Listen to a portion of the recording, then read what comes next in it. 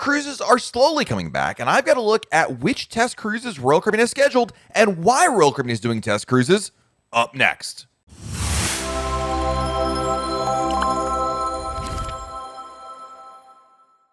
Hey everyone, it's Matt from RoyalCaribbeanBlog.com, and if you're anything like me, you are so excited to see cruises finally restarting. I mean, after all, I was able to go on 3 of them, but overall, it is a great signal to see Royal Caribbean getting ships back into service, both in Europe and in North America. And with all this excitement, you might be wondering, when will my cruise ship restart sailing so I can go on a cruise? It's a really good question. And of course, we're talking about test cruises first. When the U.S. Centers for Disease Control, the CDC, gave cruise lines 2 choices how to restart operations, Royal Caribbean knew there was only one clear choice for them, and that was to do the test cruises because of the commitment to families that they have. Royal Caribbean has been a very big proponent of family cruising. It's been in their DNA since day one, and while they could have gotten back into the water a little bit faster if they had gone in a different route and mandated at least 95% of the passengers be fully vaccinated, that was a non-starter for Royal Caribbean because they wanted to make sure that families had the opportunity to cruise. After all, children under the age of 12 really don't have the opportunity, even if they wanted to be vaccinated. And for Royal Caribbean, that just didn't make any sense to leave them out, which would then, of course, leave out their families, their parents, their grandparents, and all the multi-gen that loves to go on a cruise together. According to Royal Caribbean, more than 1 million children sail on Royal Caribbean ships each year, making it the largest family cruise brand in the world. So for those reasons, Royal Caribbean has decided to do test cruises. Now, you probably heard about test cruises. In fact, Royal Caribbean has already completed 1 test cruise on Freedom of the Seas, and that ship got approval from the CDC to sail and has actually restarted operations. I was actually able to sail on Freedom of the Seas last weekend, and it was amazing. And more Royal Caribbean ships are scheduled for test cruises. Of course, you might be wondering, what is a test cruise and why do you have to do them? Well, test cruises are non-revenue simulated cruises that are conducted in a manner as close as possible to the real thing, albeit with volunteers on board instead of paid passengers.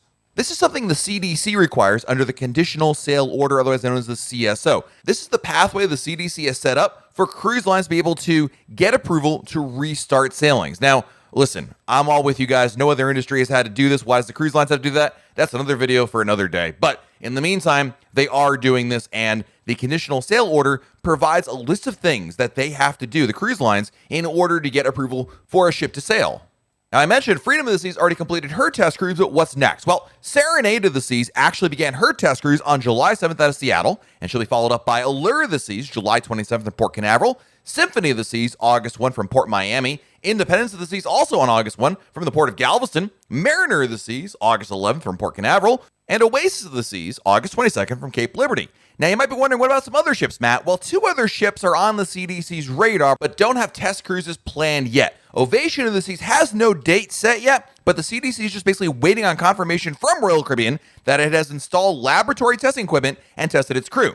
And likewise, Odyssey of the Seas has test cruises planned out of Port Everglades, but Royal Caribbean hasn't given the CDC sailing dates yet. Now, these dates and information come directly from the CDC, and they were accurate as of July 5th. Now, what about other ships and other ports? Well, Royal Caribbean is doing a slow, methodical restart. This means that they're going to take their time and not rush back into service. Not to worry, eventually, obviously, all the ships will return to service, but it's going to be a process, and I think as we move through the summer here, we'll get a better picture of how these test cruises are going and which other ships we'll hear about.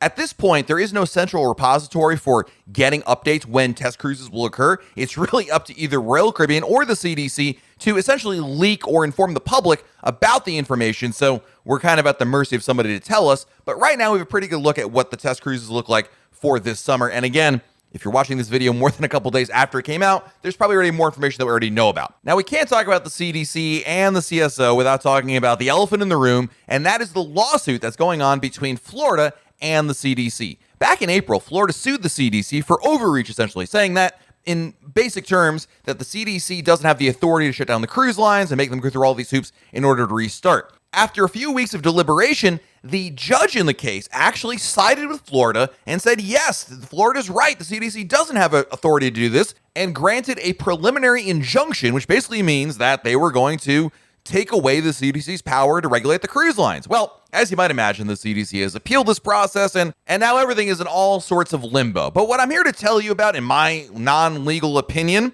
is that I don't know how much of it really matters. If the CDC wins, things are going to continue as I've currently described them, because, of course, this is what the CDC and the cruise lines came up with. If the conditional sail order was actually removed, and if Florida were to win the lawsuit, then the conditional sail order would no longer apply to Florida ports. It would still apply to places like Galveston and Seattle, where the CSA would still be in effect. But from Florida, cruise lines would not have to take the extra step of jumping through a hoop known as the conditional sail order, which means they could skip test cruises and go right to revenue cruises. In my opinion, I think we're putting the cart a little far ahead of the horse right now, so we're not going to talk too much about it, but it is something to be aware of, and I don't want to be ignorant of what is happening in our legal system currently with that legal challenge, but it's still not quite there yet. So we're going to assume everything with the CDC is going to remain until we're told otherwise. And when we talk about test cruises, then you're probably also wondering, Matt, what the heck happened with volunteers? Wasn't Royal Caribbean taking signups for people to volunteer to be on these test cruises? The answer is yes. As of right now, Royal Caribbean has been relying on employees to do this, but eventually that's not going to be the case, and they are going to open it up to the general public through a process that we're not quite privy to as to who will get selected, why, and when, and all that. But Royal Caribbean has assured me that they are going to eventually take volunteers to help test out these cruises on these simulated voyages. When, how, and who will be selected? These are all great questions. I have no idea. It'll just be one of these days where, poof, all of a sudden we have an update. But the good news is Royal Caribbean tells me that's exactly what they're still intending to do. So something to keep an eye on. And if you want to volunteer because you haven't signed up yet, well, I'll post a link in the show notes below here of the video to let you know how you can sign up to be a volunteer as well, though no guarantee you'll actually be selected, because as of last count, 250,000 people had already signed up to be volunteers, so good luck with that. But the really good news is test cruises are scheduled, some have been completed, some are on the way, and a lot more are going to be happening over the summer. In fact, by the time we get to Labor Day weekend, we should have a pretty good array of ships back into service, really the first phase of the restart, and I hope more information about when the other ships will be able to restart as well. I'm excited for it, and based on bookings for this summer, it looks like a lot of other people are excited, because right now you can't even book cruises for the summer out of the United States.